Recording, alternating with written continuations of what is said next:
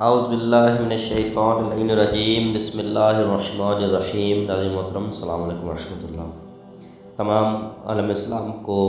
عید سعید غدیر کی مبارکباد پیش کرتے ہیں۔ اسلام میں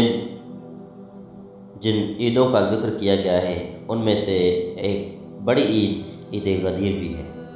اسلام میں عید غدیر کی اہمیت تمام عیدوں سے زیادہ بتائی گئی ہے۔ جس چیز نے واقع غدیر کو جاودانہ قرار دیا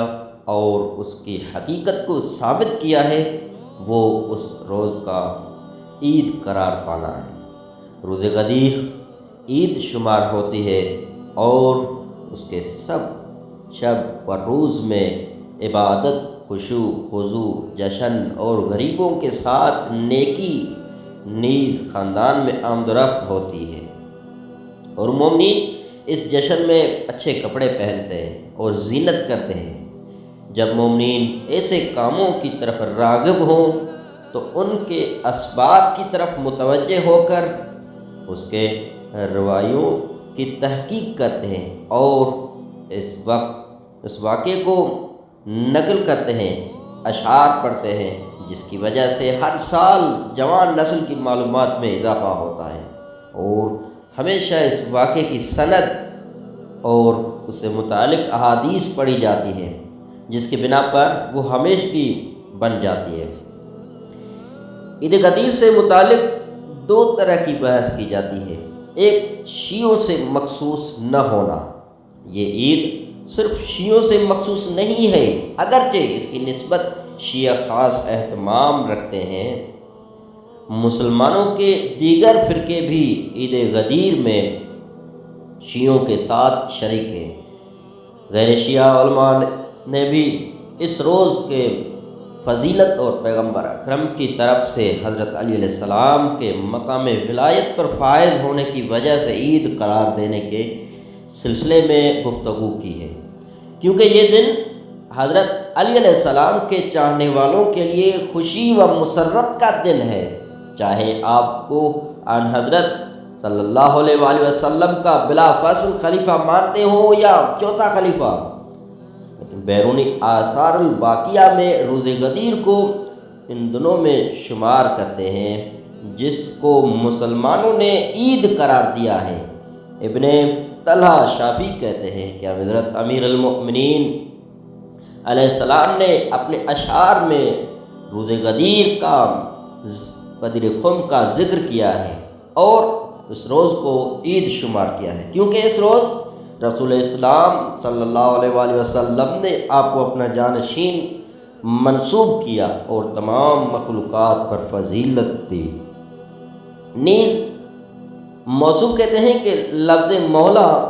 کا جو معنی بھی رسول اکرم کے لیے ثابت کرنا ممکن ہے، وہی حضرت علی علیہ السلام کے لیے بھی معین ہے، اور یہ ایک بلند مرتبہ، عظیم منزلت، بلند درجہ اور رفیع مقام ہے جو پیغمبر اکرم صلی اللہ علیہ وآلہ وسلم نے حضرت علی علیہ السلام سے مخصوص کیا ہے۔ لہذا اولیاء الہی کے نزدیک یہ دن عید اور مسرت کا روز قرار پایا ہے۔ تاریخی کتب سے یہ نتیجہ حاصل ہوتا ہے کہ امت اسلامیہ مشرق و مغرب میں اس دن کے عید ہونے پر متفق ہیں۔ مصری، مغربی اور عراقی یعنی ایرانی و ہندی اس روز کی عظمت کے قائل ہیں، اور ان کے نزدیک روز غدیر نماز، دعا، خطبہ اور مدح سرائی کا معین دن ہے، اور اس روز کے عید ہونے پر ان لوگوں کا اتفاق ہے۔ ابن خلقان کہتے ہیں کہ پیغمبر اکرم صلی اللہ علیہ وآلہ وسلم نے حجۃ الوداع میں مکے سے واپسی میں جب غدیر خم میں پہنچے، اپنے اور علی کے درمیان عقد اخوت پڑھا اور ان کو اپنے لیے موسیٰ علیہ السلام کے نزدیک ہارون کی طرح قرار دیا اور فرمایا، خدایا جو ان کی ولایت کو قبول کرے اس کو دوست رکھ، اور جو ان کی ولایت کے تحت نہ آئے ان سے دشمنی کرے، اس کو دشمن رکھ اور ان کے ناصروں کی مددگار ہو جا، اور ان کو ذلیل کرنے والوں کو رسوا کر دے۔ اور شیعہ اس روز کو خاص اہمیت دیتے ہیں۔ مسعودی نے ابن خلقان کی گفتگو کی تائید کی ہے، چنانچہ موصوف کہتے ہیں کہ اولاد علی علیہ السلام اور ان کے شیعہ اس روز کی یاد مناتے ہیں۔ سالوی شب غدیر کو امت اسلامیہ کے نزدیک مشہور شبوں میں شمار کرتے ہیں۔ کہتے ہیں کہ یہ وہ شب ہے جس کی کل میں پیغمبر اکرم صلی اللہ علیہ وسلم نے غدیر خم میں اونٹوں کی گجاؤں کے منبر پر ایک خطبہ دیا اور فرمایا من کنت مولا فہذا علی مولا، اور شیعوں نے اس شب کو محترم شمار کیا ہے اور وہ اس رات میں عبادت اور شب بیداری کرتے ہیں۔ عید غدیر کی ابتدائی تاریخ کے ورقگرانی سے یہ معلوم ہوتا ہے کہ اس عظیم عید کی ابتدا پیغمبر اکرم صلی اللہ علیہ وسلم کے زمانے سے ہوئی ہے۔ اس کی شروعات اس وقت ہوئی جب پیغمبر اکرم نے غدیر کے صحرا میں خداوند عالم کی جانب سے حضرت علی علیہ السلام کو امامت و ولایت کے لیے منسوب کیا، جس کی بنا پر اس روز ہر مومن شاد و مسرور ہو گیا اور حضرت علی علیہ السلام کے پاس آ کر مبارکباد پیش کی۔ مبارکباد پیش کرنے والوں میں عمر، ابو بکر بھی ہیں، جن کی طرف پہلے اشارہ ہو چکا ہے، اور اس واقعے کو اہم قرار دیتے ہوئے اس مبارکباد کی وجہ سے حسان بن ثابت اور قیس بن سعد بن عبادی انصاری وغیرہ نے اس واقعے کو اپنے اشعار میں بیان کیا ہے۔ غدیر کے پیغامات کیا ہیں آخر ہمارے لیے؟ اس زمانے میں بعض افراد غدیر کے پیغامات کو اسلامی معاشرے میں نافذ کرنا چاہتے ہیں، لہذا مناسب ہے کہ اس موضوع کے اچھی طرح تحقیق کی جائے۔ غدیر خم کے پیغامات کیا ہیں؟ کیا اس کے پیغامات رسول اکرم صلی اللہ علیہ وآلہ وسلم کی حیات مبارک اور آپ کی وفات کے بعد کے زمانے سے مخصوص ہیں، یا روز قیامت تک ان پر عمل کیا جا سکتا ہے؟ اب ہم یہاں پر غدیر کے پیغام اور نکات کی طرف اشارہ کرتے ہیں جن کی یاد دہانی جشن اور محفل کے موقع پر کرانا ضروری ہے۔ سب سے پہلا، ہر پیغمبر کے بعد ایک ایسی معصوم شخصیت کا ہونا ضروری ہے جو ان کے راستے کو آگے بڑھائے اور ان کے اغراض و مقاصد کو لوگوں تک پہنچائے اور کم سے کم دین و شریعت کے ارکان اور مجموعے کی پاسداری کرے، جیسا کہ رسول اکرم صلی اللہ علیہ وآلہ وسلم نے اپنے بعد کے لیے ان چیزوں کے لیے جانشین معین کیا، اور ہمارے زمانے میں ایسی شخصیت حضرت امام مہدی اللہ تعالیٰ شریف ہے۔ نمبر دوسرا،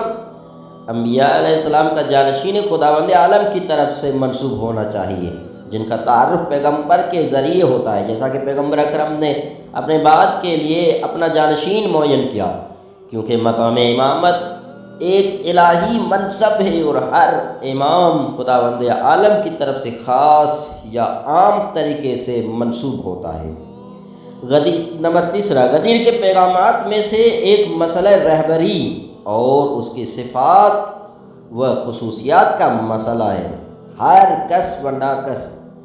اسلامی معاشرے میں پیغمبر اکرم کا جانشین نہیں ہو سکتا۔ رہبر حضرت علی علیہ السلام کی طرح ہو جو پیغمبر اکرم صلی اللہ علیہ وسلم کے راستے پر ہو اور آپ کے احکام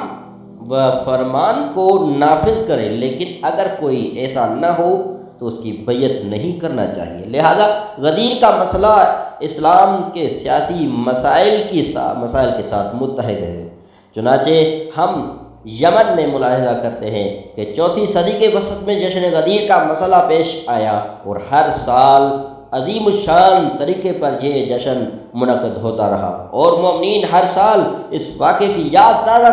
کرتے رہے اور نبی معاشرے میں رہبری کے شرائط سے آشنا ہوتے رہے۔ اگرچہ چند سال سے میں حکومت وقت اس جشن کے اہم فوائد و پیغامات کی بنا پر اس میں آڑے آنے لگے، یہاں تک کہ ہر سال اس جشن کو منعقد کرنے کے اصرار کی وجہ سے چند لوگ قتل ہو جاتے ہیں، لیکن پھر بھی مومنین اسلامی معاشرے میں اس جشن کی برکتوں اور فوائد کی وجہ سے اس کو منعقد کرنے پر مصمم ہے۔ غدیر کا ایک ہمیشگی پیغام یہ ہے کہ پیغمبر اکرم صلی اللہ علیہ وآلہ وسلم کے بعد اسلامی معاشرے کا رہبر اور نمونہ حضرت علی علیہ السلام یا ان جیسے ائمہ معصومین میں سے ہو۔ یہ حضرات ہم پر ولایت اور حاکمیت رکھتے ہیں، لہذا ہمیں ان حضرات کی ولایت کو قبول کرتے ہوئے ان کی برکات سے فیضیاب ہونا چاہیے۔ اسی طرح پانچواں غدیر اور جشن غدیر شیعت کے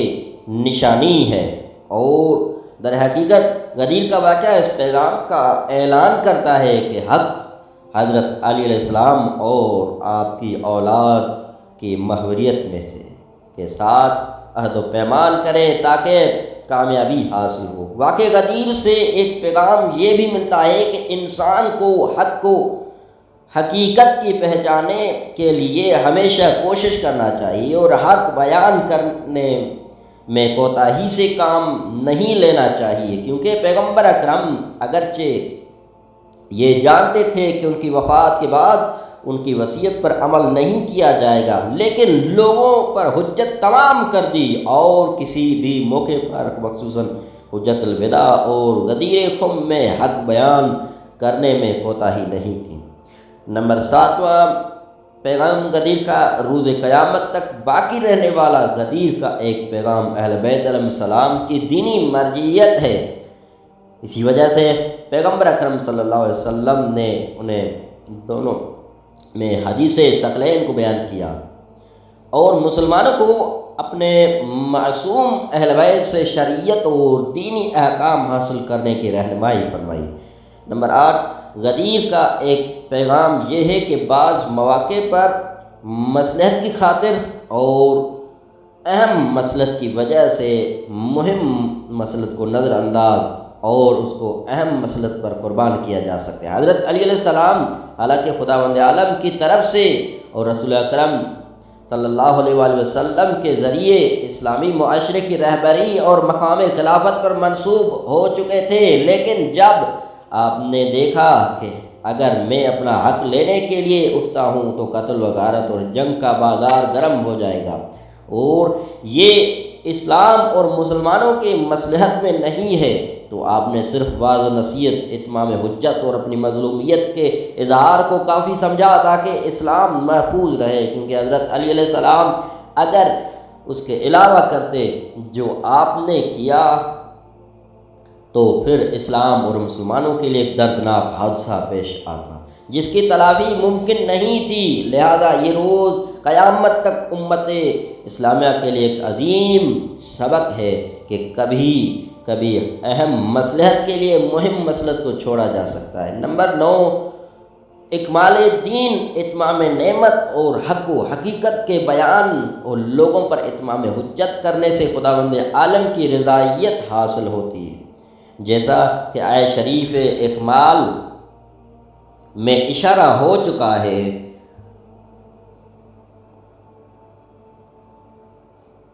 اور اسی طرح نمبر 10واں تبلیغ اور حق کے بیان کے لیے عام اعلان کیا جائے اور چھپ کر کام نہ کیا جائے، جیسا کہ پیغمبر اکرم نے حجت الوداع میں ولایت کا اعلان کیا، لوگوں کے متفرق ہونے سے پہلے ملا عام میں ولایت کو پہنچا دیا۔ نمبر 11 خلافت جانشینی و امت اسلامیہ کے صحیح رہبری کا مسئلہ تمام مسائل میں سرفہرست ہے اور کبھی بھی اس کو ترک نہیں کرنا چاہیے، جیسا کہ رسول اکرم صلی اللہ علیہ وآلہ وسلم حالانکہ مدینہ میں خطرناک بیماری پھیل گئی تھی اور بہت سے لوگوں کو زمین گیر کر دیا تھا، لیکن آپ نے ولایت کے پہنچانے کے خاطر اس مشکل پر توجہ نہیں کی اور آپ نے سفر کا آغاز کیا اور اس سفر میں اپنے بعد کے لیے جانشینی اور ولایت کے مسئلے کو لوگوں کے سامنے بیان کیا۔ نمبر 12 اسلامی معاشرے میں صحیح رہبری کا مسئلہ روح اسلامی اور شریعت کی جان کی طرح رہے۔ اگر اس مسئلے کو بیان نہ کیا جائے تو پھر اسلامی معاشرے کے ستون درہم برہم ہو جائیں گے۔ لہذا خداوند عالم نے اپنے رسول سے خطاب کرتے ہوئے فرمایا وَإِن لَّمْ تَفْعَلْ فَمَا بَلَّغْتَ رِسَالَتَهُ، اور اگر آپ نے یہ نہیں کیا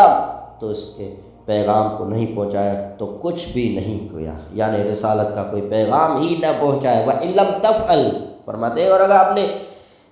یہ نہ کیا تو گویا اس کے پیغام کو نہیں پہنچایا۔ خدا کا پیغام عام ہے، پیغمبر پر نازل ہوا، بس خداوند عالم سے دعا ہے خداوند متعال ہم سب کو غدیر کے حقیقی معنی سمجھنے اور عمل کرنے کی توفیق عنایت فرمائے، اور ظلم جبر سے بچنے کی توفیق عنایت فرمائے۔